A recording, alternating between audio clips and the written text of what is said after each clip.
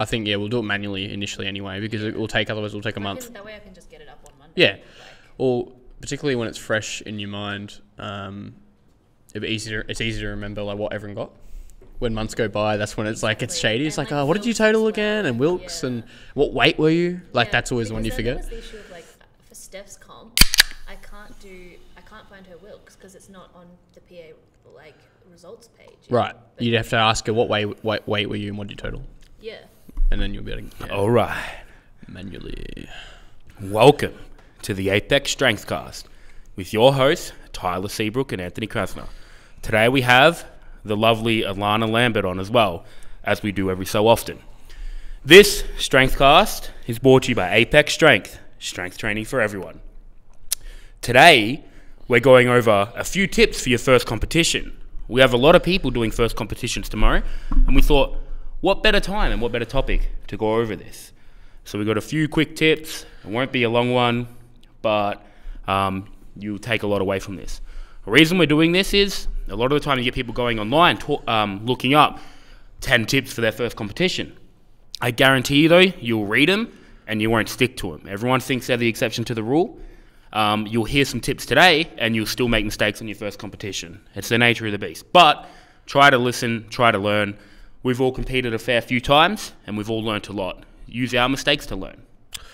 Yeah, and just to note, this is more for beginner and intermediate lifters. Well, first comp, so. Or first comp. But intermediate people, I'm sure, might take something from this, especially if they don't have a coach. Yeah, so what's our first point? Well, we can talk about taking the ego out of the lifts. Why are you looking at me when you say that, man? Because you're like, 400 opener. Yeah, and I'd get it. Ego out of the list. So, a big one on that is, and something you see a lot with beginners, it goes either way though, is opening too heavy or opening way too light, like I did at my first competition. My first competition, I scored a 265, and it should have been an opener, right? But then you get the other end where I've had competitions, even as an intermediate lifter, where I've opened at like 310 and I should have opened at like 290.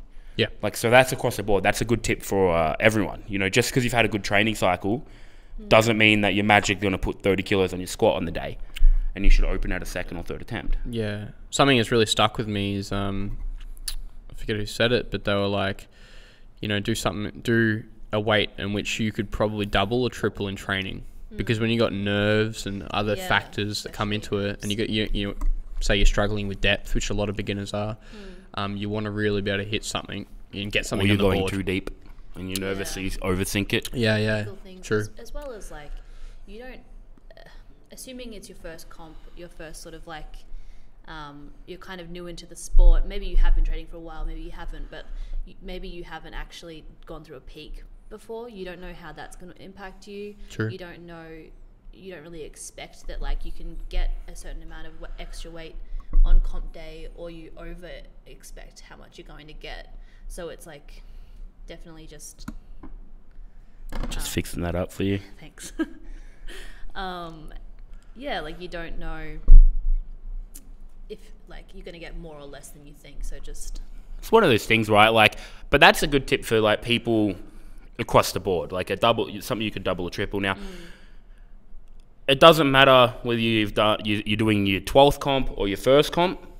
I can tell you, I've done, well, I don't even know how many comps I've done now, like a fair few, but the first attempt's always the hardest. That first squat is harder than your second, and it's harder than your third, because I tell you what, I've never met someone at a comp that goes, my warm-ups are moving fucking great. I'm going to smoke today. Everyone's like, oh, that last warm-up could have been better, because you're anxious, you're nervous.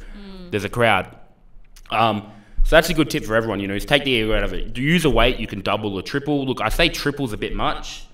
Like maybe for absolute beginners when you're still like, you know, a bit unsure. But I say a weight you could do a hard but comfortable double on is a good place to open. You know, somewhere in the 90%. Yeah. You know, maybe 90 to 92%, depending how new you are as well, though, because like 90% for me is going to be different, or 90% for you is different for someone that's been lifting for 6 months. Yeah. Right? But around that 90% mark is usually a nice, comfy opener. If you're a bit more experienced, you could go a bit heavier. right? If you know you've got a good comp, you haven't competed for 6-7 months, had a long off season. But starting out, you want to go 92%. Like on that, it's probably more for a triple would be something like a lighter weight class, like female, who could triple like something on the bench, it's like 5 kilos. Yeah, of their 100%. PB. Like, so that's pretty much a good example of that. But 100%. But yeah, in that territory. But that's a really good tip. Something that's one of the things you see people mess up the most is their openers, and definitely too light, too heavy. That comes into, though, having a plan, which I think we're going to lead into next, right? So something, sorry, I don't want to just take up all the mic space here, but something definitely that I'm a huge proponent of, and we both are, you are too, all three of us. Alana's a coach here at Apex Strength. Yes, I think that's the first time we've openly announced that. it is the first time. Well, congratulations, Alana, for being a coach at Apex Strength. welcome aboard. Thanks, Well, man. everyone write congratulations on the comments, so you'll get like 5 people congratulating you. It's gone up to 2. Woo. We actually had someone on one of the other podcasts be like, I watch every episode. I was like, Aw. fuck, that's awesome. Thanks, man. Like, you're the real MVP. I think we've got a few people overseas who watch it like every Yeah. morning. Oh, that's cool. So, but having a plan, right? So what we do, whether it's for ourselves or for our lifters, is we have a good day plan. The opener is always the same. The opener doesn't change. And then we have an average or bad day plan, right? So you're doing 3 attempts at comp, you've got 6 options, or really you've got 4, Yeah. because the opener stays the same, right? For each attempt. So if your opener moves like trash, you can go the average, bad day, second attempt, and then you can go the good day, third, if need be, because they're still going to be within 2.5 to 7.5 kilos. They're The not m- drastically different. Yeah, It's and the just- more experienced you are, the bigger jumps you can take, right? Because you're not mentally stressing out if you have to have a big jump, right? But the big thing on that is don't deviate from the plan. Don't do your good day attempts and go, oh my God, that good day second moved so easy. It was like a last warm-up. I'm going to add 5 or 10 kilos on my third, because that's a real easy way to turn a good day into a bad day. Right, is deviating from the plan. Have a plan and stick to it. No matter how good you feel, there's always another competition where you're going to feel good. But, if you have a bad comp because of poor decisions, that can stick with you for months and That's wreck your... first comp, exactly. Like, Yeah. the point of like holding the mentality going into the first comp is get all your lifts, have a good number up on the board, like get that experience, get that good, fond, like memory almost of having a successful competition. A number of things can go wrong going into a competition, so you want to prepare for that as best as you can. 100%. But ideally, you'd love to walk out of that with like being like, yeah, I'm stoked. Like I didn't fail a lift, and I have numbers on the board. I have an official Wilks, or I have an official like Total. comp that I've done. You have a total. Yeah. And a good one, like that you're proud of. The thing is, Yeah. if you do make bad decisions or bad attempts at comp, and if you have a bad comp and it's your first or second comp, whether it's because you made dumb decisions on your attempts or, it just wasn't your day, that sticks with you to next time. It's very hard to brush it off. It takes a while for you to realize, and no matter how many times you tell people as a coach or as another lifter, hey man, bad comps happen, right? The first few times it happens, couple times it happens, that sticks with you and that's in your head the next competition you have. So what you want to do is you want to take the guesswork out of it, right? You want to go to a competition knowing this is the plan, I've got a fallback plan as well, and either way, I'm going to be happy with how I've done, right? Because I stuck to the plan. I strung together a good total. Even if I wasn't feeling good, having that fallback really helped, right? Yeah. So I pulled something still deep. It might be PB total, but you didn't PB a lift, right? But that helps a lot. I mean, if it's your first comp, any total's a PB total. But Especially because like going into a comp is not an easy feat. Like that's a minimum 8-12 week program. It's a lot of hard work. If you're like, you tell me you can't compete every 4 weeks? Maybe someone should call Liz Craven. dude, She did oh my like 12 God, I comps last year. know. Oh, it's like 7, but 7, 12, it's all the same at that point. Yeah. she could do 12. Yeah, here I am this year. I'm like, I'm having a big year. I'm going to do at least 3 comps. Yeah. Like, I'm probably going to do 7 3. is a lot, and just insane that she felt together and live at the end of that year. I don't think she did. Pull that shit up, Jamie. How many comps did Miss Craven do? So pulling it back, there's a lot of variables that go into coming into a competition, and when you're a beginner, you want to take as many variables away, like weight cuts, you know, deviating from your normal diet, like all these different things, and you just want to have fun. Because if you have fun and have a good time, it's true that, you know, you'll remember it as a fond thing, and for your next competition, you'll be psychologically ready. So and that's the big thing. It's like after being injured, psychological thing. Once you've been injured, it's always in your mind in comps like after, and so like it messes with you. And you look at fighters, for example, their whole career can be finished from a really bad beating because they're just like they're scared, in their head, and so they don't act rationally, or you know, they make bad decisions because of fear. And I think because powerlifting as a sport it's a very like long-term sport. Like you can be competing for decades. Well, you should be competing for a fair while. I mean, a lot of people don't because they don't have a plan, and they do just go balls to the wall all year. But definitely it is a long. So, I mean, taking an opportunity like that to enter into a sport that has the possibility of competing for decades, and you come in, it's your first 12-week program, and you just something goes horribly wrong on comp day due to like whatever it might be, poor attempt selections, whatever it is, like there's a tainted memory. You're not going to be as likely to sort of be so enthused to commit to another program because they're hard. 100%. It's one of those things, like as anxiety, you know, comes up, performance comes down the majority of the time, you should be doing all you can to, you know, bring that anxiety down, bring that confidence up. And a lot of that is, you know, having a play and performing well at a comp or performing to the best of your ability on the day. Doesn't mean everything needs to be PBs. You just need to do to what you consider well. And there will be times when, you know, you have all these plans, you've planned everything out, and you still have a bad time, and that's okay.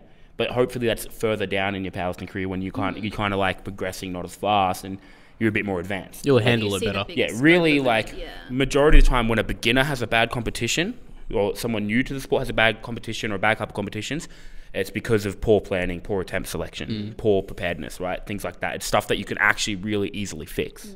Yeah. So you could say you're going to remember your first time. Yeah. Powerlifting's beautiful in the way that it's one of the only sports where you can be at the top of your game for 10 years and still come out poorer. Yeah. Like, it didn't even laugh. Alana was just like, oh, man, that's sad. Let that sink in for a little while. Yes. Yeah. To move it on, though. Any other points about that, or? No, I was just going to don't be an idiot. in like you brought up a really interesting point, sort of within saying that I think is on that we're all the poor. list. Yeah. But the stick with the mentality of just focusing on your scope, basically. So don't go into a comp being like, oh, I'm competing against all these people and I'm going to research their numbers and I'm going to try to podium, because at the end of the day, like it's your first comp. That doesn't really matter. You're trying to have a good day for you. So true. And based on your numbers and your experience. Like, I mean, I always like to think of it as like powerlifting, I'm just competing against myself. Yeah. And that can make you have such a bad comp too if you're trying to compare yourself to everyone else. You're like, oh no, I'm squatting 140, this bloke's opening up on 200. Like, who cares? Yeah. Like, you do you, fam. That guy might have been competing for, 5 years. Match something you've done in the gym in a comp environment, congrats. That's PB. Like, that's awesome. That's PB. You've just killed the game. Like, it doesn't really matter. Alternatively, what else only done. PB in comp. What? Only go for PB in comp. The more advanced you get. Yeah, open on a PB. No, don't open on a PB. But I do disagree with what you said in the way that, if you match it, I mean, you should only be trying to PB most of the time in the comp, unless you are relatively new. Just to clear that up. Yeah, don't, max out in the gym often. You want to be building a total. Like, it doesn't mean you don't have to PB. Well, there's a reason, like, we don't go for 1 rep maxes in the gym, hardly ever. You should save it. Why risk it? Yeah, why risk it? Why take the toll on your training? Like, and again, that's obviously the further you go through. Like, but you're right in the way that, if you perform well in... I mean more in the sense of, like, assuming they've done, like, because I know we used a test before we did a comp, like, quite early on into joining powerlifting, and it was by no means like a max effort test, because I was still new, still learning technique, all of that sort of thing. But then, like, for me going into my first comp, I was just like, hey, if I can hit those numbers, like, I'd be stoked. Yeah. You know, and it's just to, like, we use that test mostly as a way of Building gaining confidence. Yeah, under a heavier bar. But I would have been stoked to hit the exact same numbers in just a comp environment as well. That's a good mindset, because a lot of people wouldn't, but changing that mindset is important. Yeah. Like, because, like, you see it, like, last competition, Casey deadlifted 150, the same she's done in the gym. Now, she could have done a double or triple in the gym, but that was still, one, a comp PB, two, a good performance. Because the other thing is, I think, on that, that's really important is there's a difference between doing one heavy squat or one heavy bench in the gym and doing 9 heavy lifts on the day. Yeah. Right? Big time. So definitely, if you can match some bigger weights you've done, at the end, say it was like a deadlift or a bench after squatting real heavy, then, you know, you're on the right track. Yeah. If we're moving on anyway, another important factor is when you're picking your numbers for your next lift for your seconds and thirds, or, you know, getting the timing right for your warm-ups, it's crucial to have either a coach or a training partner to help you through that process. Maybe one of the 3 coaches from Apex Strength. Maybe. You know, time and time again, we've seen, you know, people who've picked an attempt that isn't suitable for what, you know, their opener looked like or what their second looked like. And the thing is, you have a better perspective when you watch a lift. Like, when in training, you do a lift and you go, that felt crap, but then everyone's like, it moved well. Yeah. It's actually like an important part of, like, okay, I'm going to take what they have to say, because Well, that's it's why probably RPE true. is so hard for some people, right? Because it's not all about how it feels, it's how it looks too. Yeah. So you do the 180 squat and you're like, that felt like trash. I'm like, dude, that moved really easy, but you don't believe it until someone else tells you. Yeah. Definitely, like, and you see some people do some on that. You see people do some crazy shit at competitions. Like, I've seen people, like, say, do a 150 squat as an opener, and it moved okay, but they're not confident because they're still anxious, right? And they're all hyped up after this lift, so they put in 152, and they do that, and it comes up easy. They're not as anxious now. They've got 2 lifts on the board, and then they go to like 165, and they miss it, and you're like, man, that was the worst attempt selection I've seen. Like, the only way it could have been worse is if you had to try to lower the weight below your opener, like, for your second. Yeah, no, I want this. As well as that, like, on comp day, just doing the lifts themselves is more than enough for you to have to think about. So you're showing up on comp day as well, doing your own attempt selections. You don't have somebody there as your coach or as a training partner or whatever, and you're thinking that you're going to be able to lift and get your attempts in within the 1 minute time that you have to get your next attempt in. And more often than not, having run the tech desk a few times at a few comps, like, it doesn't work. You don't get it in time.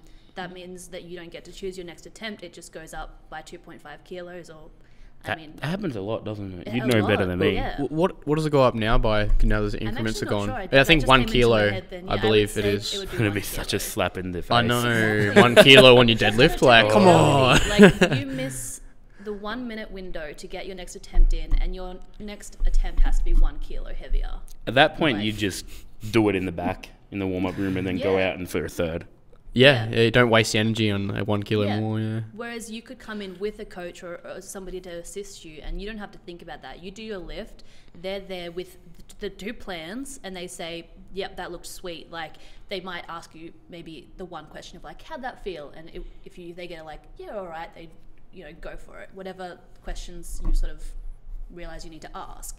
But you don't have to be the one to remember, to have the pen, to have the paper, to, like, put it in time. Because so many times I've seen them finish their lift, run back into the warm-up room, search through their bag for their attempts and their pens, and then run back to us and get it in.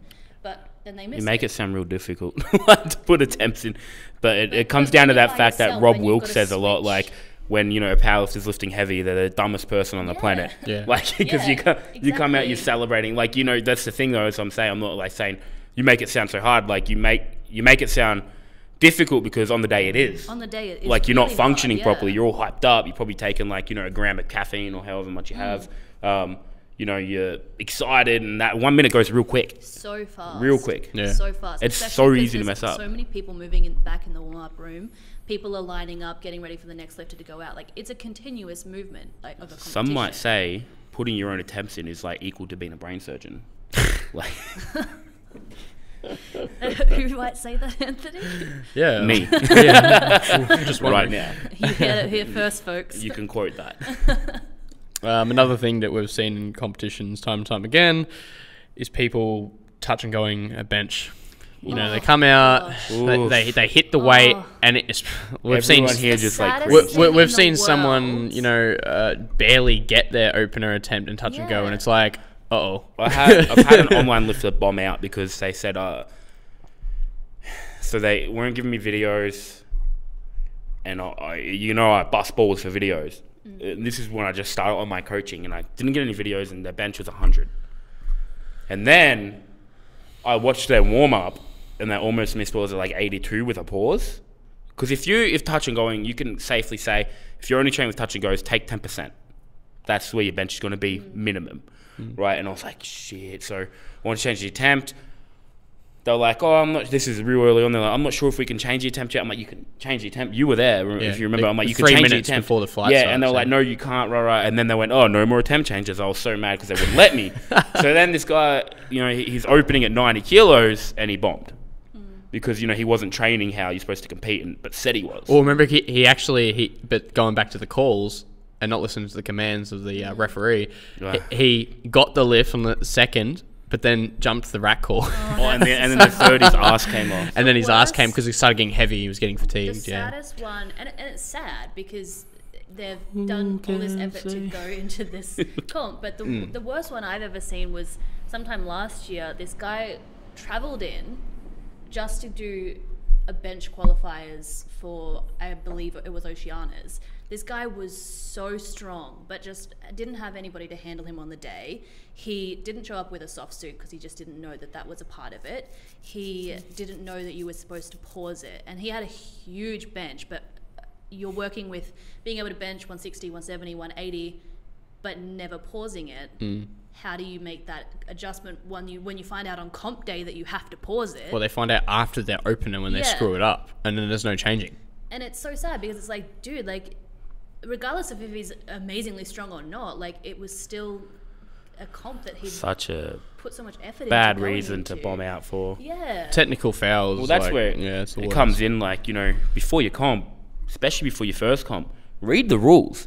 It sounds boring. And the apparel rules. But that's the thing, like, Requirements. read the rules. Don't just go, I know, because a lot of federations have little intricacies that are different. So GPC, you can bench with your head off the bench and your heels up.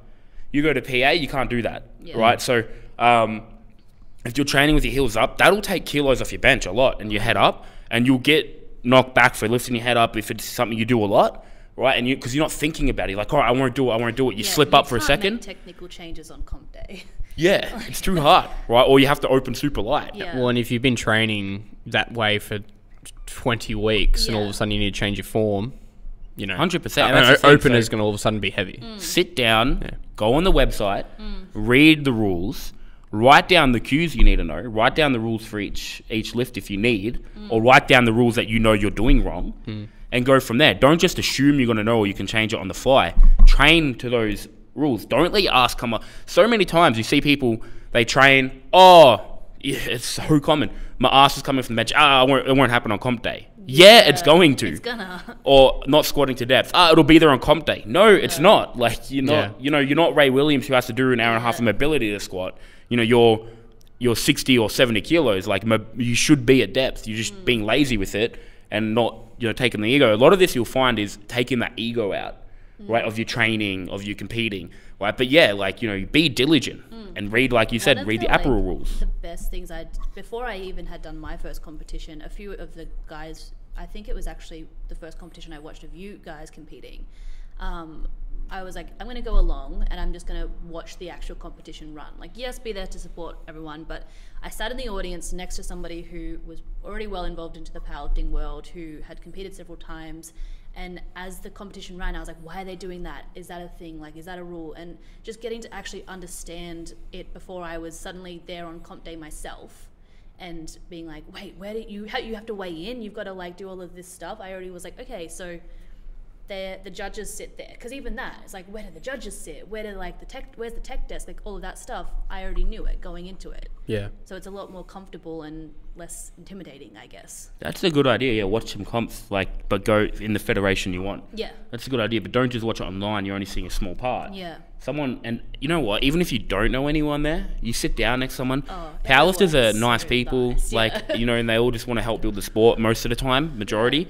Go and just sit there. Someone will explain it to you. Yeah. You'll be like, hey man, why'd they miss that? And they'll be like, oh, like probably this reason. And even like a lot of the time, pretty much every comp I've gone to, just listen to the MC. The MC is somebody who's as involved in the powerlifting world as can be and loves it and is volunteering their time to just announce names and attempts, and they are normally pretty good at getting everybody excited, and you'll often hear them actually just reciting like, oh, on bench press you need to have your head, shoulders and glutes on the bench and your feet on the floor. Like you'll hear them talk about rules. They'll commentate, say, for why someone failed a lift, for Yeah. example. They'll be like, oh, for this reason, the Yeah. referees have, Exactly. To add to that further, and something I do is, for the guys I program for, is we do all calls 4 weeks out of competition. So in training, you're doing all the calls, because the thing is, when you're nervous and excited, you can forget and jump things because you need it to be ingrained in your procedure. Doing it once is not enough. Yeah, and it should be in your programming. I know doing it once isn't enough, like pausing a bench for 1 week. It should be in your programming intermittently, but also especially those last 4 weeks when you are going a bit heavier. Even if you're doing a double or triple on squat, get someone to stand by you and do the calls for each one. It's like the calls, like the rack calls, the start calls, the calls that make the movement longer. Now doing it all cycle would just make everything too long, but adding them in 4 weeks before the actual competition is usually a pretty good time frame. Something I always struggle with is holding the bench at the top till the start command, because in training, especially when I'm doing volume, I unrack and just start. And Tyler's always like, who'd hold it at the top for a bit? Yeah. And different people, I mean, for myself personally, I found the fact that within Apex we get different people to make the calls every time. So it's not like, oh, I'm always listening for Anthony, who's going to be there to me on comp day and he'll lead me through the whole thing. Yeah. It's like, no, like there's going to be a different ref there every time. Yeah. I need to be able to focus in on the voice that's going to be giving me those calls. So having somebody different do it every time is like not letting me get stuck too much in being like, I've just got to listen to this person. Well, one thing I do a lot is ask other people to do calls, and I cue. Yeah. Because it does separate that. You'll be in on comp day. Yeah, 100%. You'll be there giving the cues. Yeah, and you want to make sure that they obviously move the right way. I also used to have a bad habit of giving calls at comp. And and you they do it before the ref? Only one time it happened, though, because I'd always catch myself. Like, they'd be standing there, I'd be like, squat, and I'd be like, but I'd go to say it, and I'd be like, this is when I was really early on as a coach, and because I used to do all the calls, and I'd be like, but there was a one time, I think it was Bastion. It was a rack call, wasn't it? Yeah, Bastion got this grinder of a squat. I think it's the first 250. No, not even. It would have been like 220, man. Like early on in his competing career, and he grinded out this weight. Beautiful squat, beautiful fight, and I went rack because he's standing there struggling. And then the ref's gone, rack, and like giving me the biggest greasy. And I'm like, oh, thank God he didn't rack. Thank God he didn't rack, because that would have he would have got the missed lift and it would have been my fault. Like, and then from that day forward, I was like, I'm not doing calls. I'm doing them as little as possible in training, because it becomes habit for the coach then too. Yeah. And maybe I'm just an idiot, but you definitely built yourself bad habits, by giving calls during training. And then they stop. And then I don't now do it you anymore. feel like wanting to do it, where you get other people to do it, you don't have the bad and I habits. don't ever run into that issue now. I'm not any time. Now I'm just like, wait, And don't you rack. Now, like, having you just doing the cueing and even in training, like, practicing, you don't know how long a ref is going to make you hold anything. Well, what I've said to you guys is just wait till the spotters take it. Exactly. You're legit. Then help them into it. But wait, just don't even wait for a rackle. Just wait for the spotters. Pulling it back to, we were talking about the bench and going too fast. This is something that we've experienced, both of us, is in a training, right? You just straight away, it's on your chest, you just start going.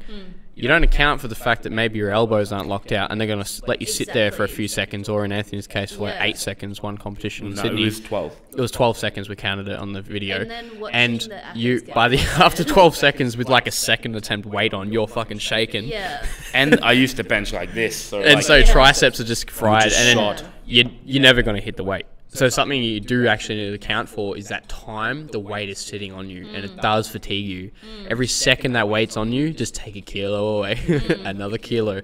So it's important about, I mean, this is getting a bit more like, I guess, intermediate level lifters, but getting in position as fast as possible, but obviously in the perfect position for benching. You see it with soft knees as well. Like that comp with Jezza had to re-rack like 3 times, like at 360. 460 something kilos. I know, it's crazy. 450 something. I know. For my head, I was like, nah, they're not squatting picking that. up. Yeah, and then re-racking. The amount of effort to pick that up is huge. To Then walk you have out to do with that. 3 times. Yeah, like it's almost And he's like looking, he loses hype. He's like looking at the refs, like, you gonna give me a star call? Like, Yeah. with 400 and something kilos on his back. it must, Yeah. like, and I'm assuming he didn't get it after that. Was it an opener? I think he missed. He had to do the same weight repeatedly. Yeah. Because it was the last IPF Worlds before he switched to World Powerlifting. Now he's back in IPF, obviously. But Whether it times out, but the stress that would put on your body walking out with that weight, you only want to do it once, right? And yeah, with all of that, like having a coach there with you on the day who's not afraid to be really loud, because like you finish we finish our bench and you literally just hear Anthony be like, wait, you're like, okay, cool, like he's rung through, like you're always listening for his cues. But if you have somebody who's just sitting there being like, oh, I hope they get it, like, go team. like it's not going to do anything for you. You need somebody whose voice you're going to hear, because on the platform you're tuning out a lot of things. Like so everyone I speak to is like, I don't even see the audience, and like, how do you miss an audience? So you need a thing that's going to like get through that like adrenaline and make you listen. Yeah. So having that loud wait has stopped me And from wait. so many times. Another thing in terms of like something you wouldn't expect or when you go to first competition is you probably haven't done a mock competition, or some people wouldn't, and so they haven't squat, benched and deadlift heavy all in the same All day. 9 attempts in one day. Yeah. Now that's already going to be obviously going to be more fatigued for the deadlift, but where I'm getting to is about not overhyping for all your squats and then having nothing left for your deadlift. And as you know, it's like we've learnt, the bench is usually for most people too technical and too overhyped for. As It's soon more as you about get up focusing. into a bench, for a lot of people, you see them just lose. So a lot of like what we try to do What is up? like focusing on your opening attempts. You don't need a hype for them. Just focus. Seconds, get a little bit more hyped, but nothing crazy. Thirds, yes, go balls to wall with the hype for the squat and the deadlift in particular. But it's nothing worse than getting to your deadlift and being like, I guess I'll try to lift it. I'll do my best. I'll do my best. I mean, shit, I'm Especially wrecked. because assuming you've never even done a test or whatever, or you're getting up there for the first time, you're dealing with the fact that in front of you is an audience, you have to wait for somebody's call, you're taking in all of these like stimulants essentially. Your legs are also shaking on your first squat ever. Like, your legs are going to be shaking, and you're standing there being like, am I going to be able to technically complete this lift? Because my legs are quivering. I'm like, I remember- forget how to squat. Yes. When I did that, the first comp as a 120, I went out there, it was 310 opener. I actually couldn't feel my legs. Yeah. I was so nervous. I couldn't feel depth, and I'm a big guy, like, so depth's already like, I like got a feel for it. And I'm like, I'm legit. I was like, and then I was like thinking about that. I'm like, I had this 310 kilos on my back, and I was like, I can't feel my legs. Am I going to get this? And I was like, did she say squat? And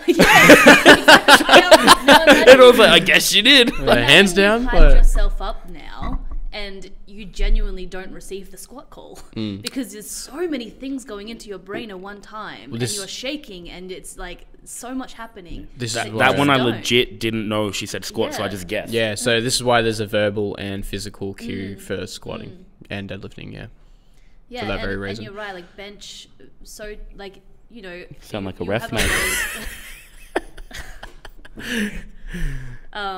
You have a lot of music choices probably on the day and all of this stuff, but when it comes to bench in particular, like keep yourself energized. Don't be like sleepy in the corner, but you need to be focused on that. Can I actually add in there quickly? If you have a song that gets you really hyped up and gets you really in the zone, don't overuse it. Yeah. Use it sparingly, because that shit loses Yeah. its ability. Mine used to always be "Romance Is Dead" by Parkway Drive. right? Anytime I had a big lift, I'd be like, because it's so chunky. Like dun dun dun dun, and I'll be like, yeah, I'm so ready to lift now. I put it on, and I'm like, I'm kind of ready for a nap. Like, I get nothing, so I'm always trying to find new songs. Like "Till I Collapse" by Eminem. Now I'm like, I can't stand the song. Like, it's just like a continuous cycle of finding hype songs. Yeah, and it's like when you find one, and you're like, yes, it'll get you like good couple weeks straight. Things depending on where you are. Like, I definitely have used. I use different songs in both of mine, and like on the first one, it was just like about feeling like Holla Back Girl. No, it was Devil That's Driver's. a good one. I'm going to try that. Devil Driver's version of Sail. Oh, so and good. that was amazing because it was just like, it just makes you like get really into it. But then like in the second comp, I was in a very different place and I was like, you know what, I'm going to listen to this song that basically was just like negative reinforcement almost. And I was like, this is what's going to work for me today because I need somebody to be like, you're not going to get this. And I'll be like, yeah, I'm going to get this. Like, and finding what's working for you in that time.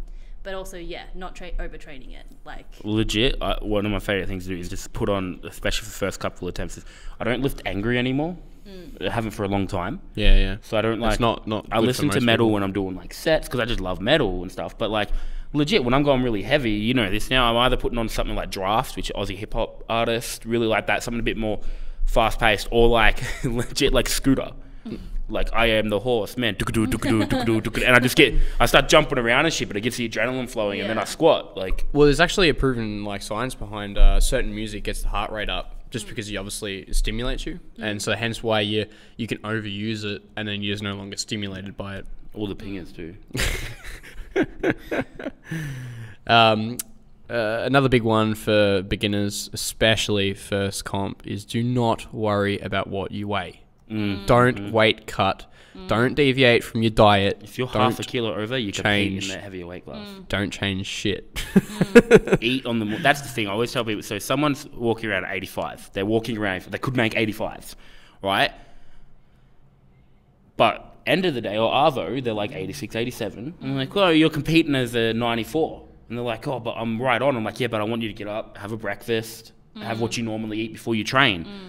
So you're going to be overweight. And they're like, oh, but I could just make it easy. I'm like, yeah, but you're not going to perform as well. You're going to be nervous. You're going to be like, what if I didn't eat enough carbs? Like, you're going to cut food the day before subconsciously. Especially if they're anything like me, they're only going to be able to eat maybe one meal in a day, and that will be breakfast before the nerves kick in.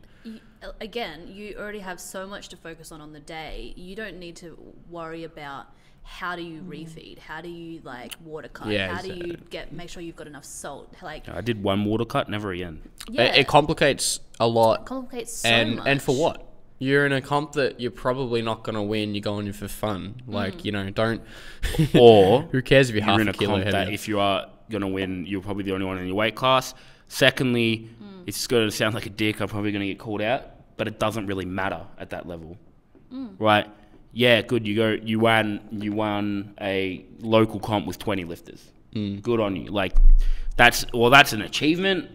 Like it's not the be all and end all. Like, you know, it's different to like the main focus should still be doing well and exactly like your individual success, you know, in that. And that's how you get, especially new lifters. That if you win a comp where there's not many people, there's that inflated sense of ego. Next time you also get shot down at a comp when someone else shows up, and then you know you're not doing it for the right reasons. Like that's why when people do their first comps, I'm like, don't look up. Why are you looking at the competitors list? It doesn't matter. And you're like, oh, I'm going to win. There's 2 people in the weight class. The other person's been lifting for 3 months. Like, oh, cool, man. Like, that's... is that an achievement? Like, yeah.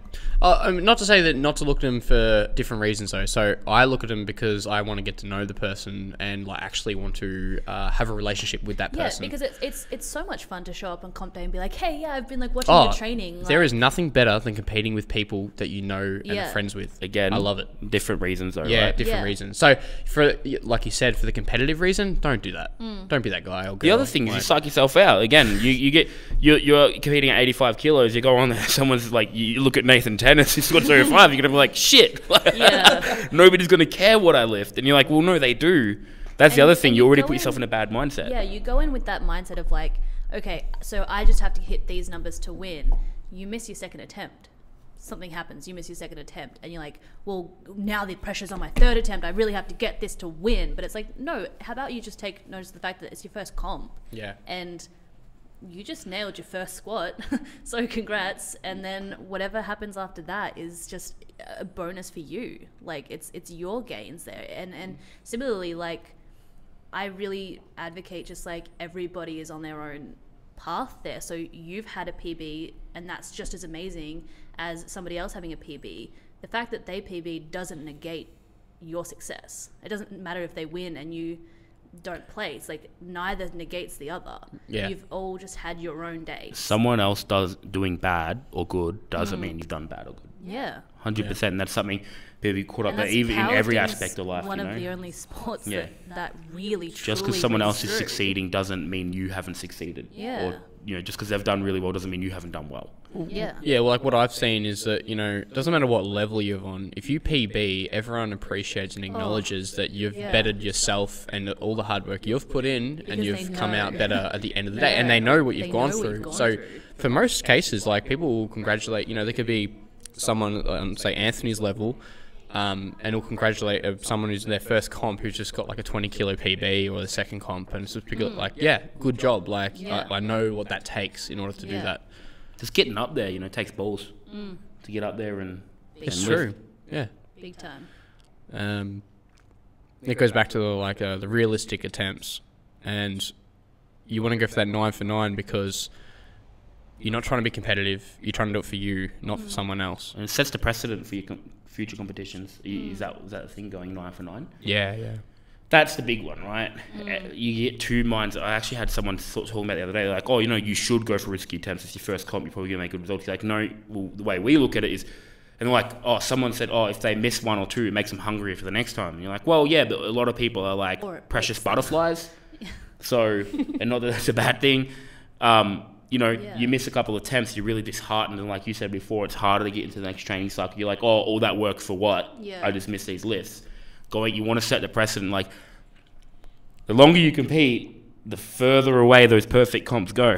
Like, Yeah, it's like, remember that comp we both went 9 for 9 at Obsidian?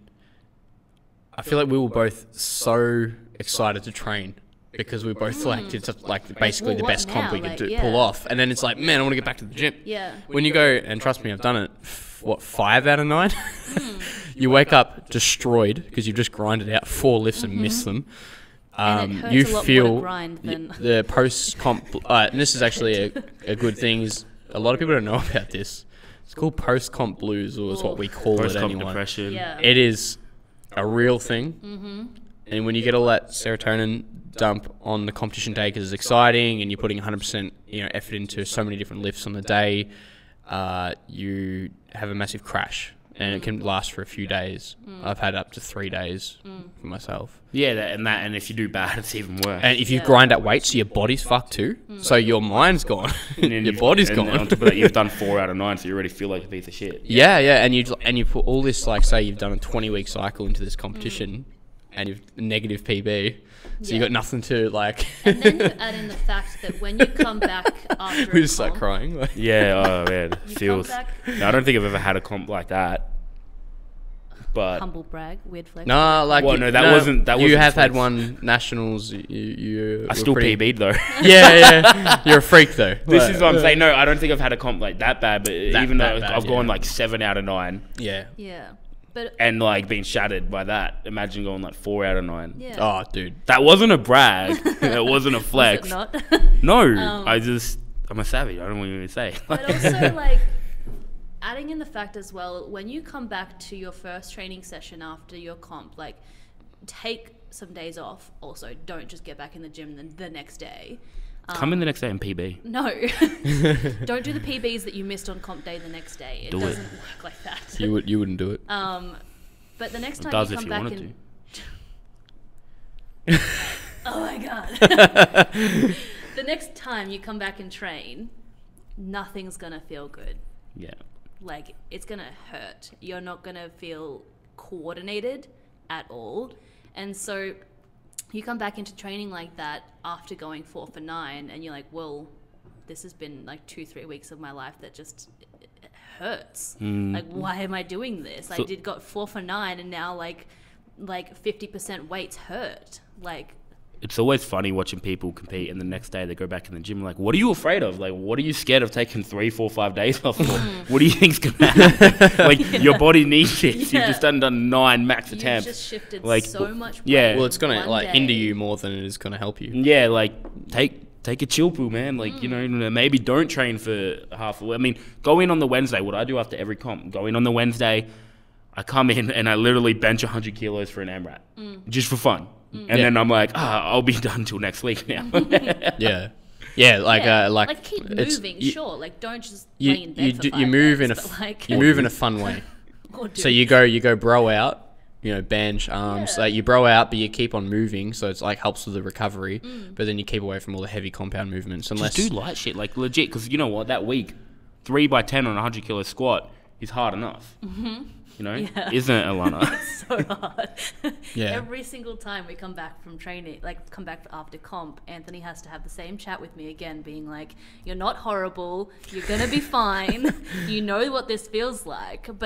And that ties into the point of like going into your first comp, like your mentality is worth as much as the physical work you're putting into it as well. Like I saw that.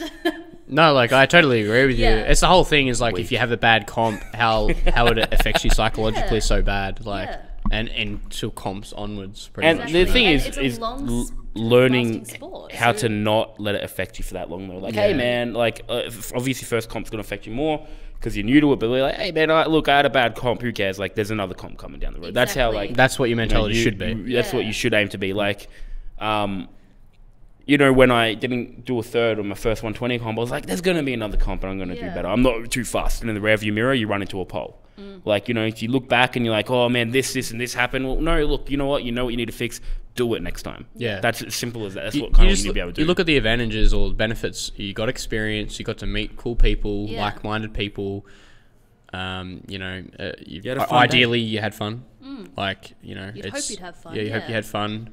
And you got to put what you've trained for on a platform. And in most cases, usually you'll have some kind of good result. So it may just be one lift. So you say you PB'd your bench and didn't do well in your squats and deadlifts, right? But most people will do at least one lift, you know, a decent number in their mind.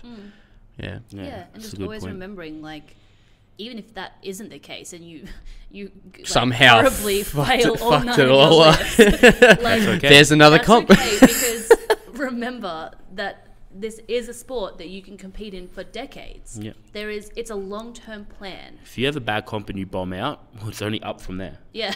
yeah, it's true. Exactly. One comp, you might PB 10 kilos each lift. At the next comp, you PB one lift 2.5 kilos. Like, it's And you're still always learning something. You're still always learn. getting Yeah. experience. You learn what happens when you take salt away. Yeah. Yes. And you apply Sodium. it going forward, because it's always about it's always forward, as Anthony says. Like, That's what's probably one of my top toasty and always forward. Yeah. It's like 2 phrases you should, well, maybe not toasty, that's my catchphrase, but always forward is a good one to think. Yeah. Just on that one thing, remember that nationals where we went to Thailand 8 weeks out? We both caught Jardy. I lost like 8 kilos. Don't remember Tried to get this. it back on. What do you mean, man? Like I wasn't competing. It doesn't matter. Trying to give you some spotlight. You were. Yeah. I'm trying to, bring you into the light. And then I did the nationals. My bench was good, but everything else was kind of shit. And didn't PB my squat. And then I was talking to David James. And I was like, and it's just so funny because it's on this. I was like, man, I just had such a bad comp. Like, my squats were so off. And he's like, at least you didn't tear your quad this time. And I was like, hey, man, you're right. You're like, right. Yeah. Yeah, like I definitely would rather Jardia than a torn quad. yeah, just a bad squat than, These tearing take it. into account the circumstances of that comp prep as well. Like, anything can happen in 8 to 12 weeks or longer. Like, you can be sick for 4 weeks out of all of that, and that's going to have a huge impact on your training. So, like, just take... It's a third of your training cycle. Exactly. Like, life gets hectic, or you don't make it to the gym as often as you can, or any of that sort of stuff. But, like, just going in there for the experience, being like, hey, this happened last time and this is still what my outcome was. So next time we're going to try to, stick to the program, because like I'm going to try to make the time to get my 3-4 days a week done outside of work, and maybe next time will be better. So if you want to, if we want to summarize that, basically, if you want to know what it feels like to lose all power, take sodium out of your diet 2 days before a competition. And if you want to lose 10 kilos in 2 days, go to Thailand and get Jardia. So I remember coming back and missing a 260 squat. I was supposed to do like 3 to 5 on it, and I was like, take it. And I was like, maybe I'll go to the doctors. And that's also okay. Like, I remember feeling my jaw drop when I went from 89 kilos to 79 kilos. oh my God. I couldn't believe it. Yeah, we were not well. And like on a And I was like, smaller frame, like, I mean, that weight on anyone is insane. Yeah. But Well, 89 to that's 79 is... that's like I remember 15% saying of to your body Tyler weight. too, right? Of mine, anyway. Yeah, because Yeah. I lost like 10%. Yeah, I lost like Yeah. 15%. Yeah, so I remember Tyler, I was like, dude, we got to go to the doctors. And he's like, nah, man, it's all right. And then we went to the gym. Sharing is caring, We bro. went to the gym. So we went to the gym, right? And that day, we both tried to lift. And I was like, bro, we need to go to the doctors. I was like, yeah, okay, we need to go to the doctors. Yeah, it's and we like- went to the doctor. Was just like, you guys, like, you idiot. What? How long you've had this? We're like, oh, like 3 weeks. Little worms eating half of our food. Like. Yeah, half, like everything. Yeah. Yeah. I looked lean though. I'm sure you did. Look like Christian Bale in The Machinist. Yeah. Yeah, that's true. Deadlift physique. Good times. Anyway, don't do that. Yeah. Any other points, guys? I think that's mostly it. Just have fun. Have fun. Have some form of support around you, whether it be a coach or even just training partners. From Apex Strength. From Apex Strength specifically. And just, I mean, you're obviously competing for a reason. You think you love the sport. You think you're going to love competing. So going and watching a comp and getting yourself reading the rules and all of that stuff is just contributing to the like fun you're going to have in the sport. Yeah, You and know? not only that, motivation. Yeah. The one major motivating factor in training for me was competition. All of a sudden, I was like, I can't miss a session now.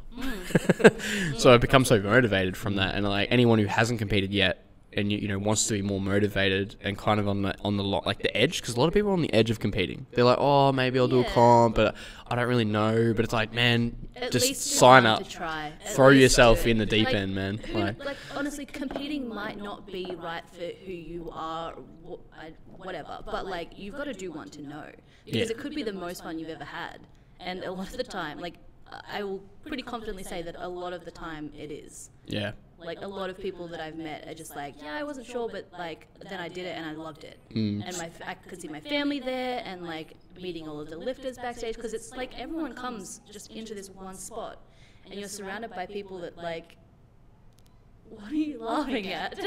Nothing. Anthony's Basically. real weird. If you're on the line, step over. Yeah. I agree.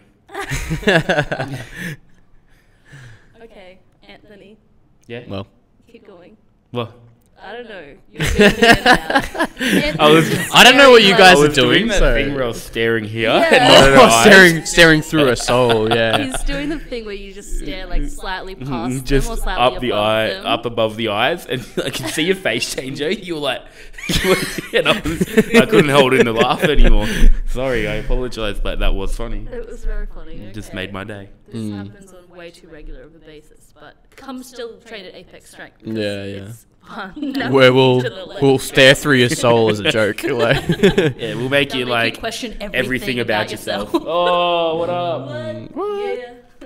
Yeah. well, thank you again for coming on, Alana. It's okay. Alana, you are always welcome on the strength class. I know Tyler doesn't think so, but It's cool. It's cool. it is always good having you on. I think so. Why don't you Tyler okay, remains man? silent. I love having you on, Alana. Thanks. I shouldn't need to defend myself. Like, Sounds like something a guilty person would say. mm. I can't believe what you said about Andrew after that good podcast you gave us. Just to clarify, I am joking. Yeah. I'm like, I'm not going to defend myself now because then I will look guilty. I think you're joking. Yeah. Oh my god. Thank you very much. Come train with us. Yeah. Thanks for listening. What are you doing tonight?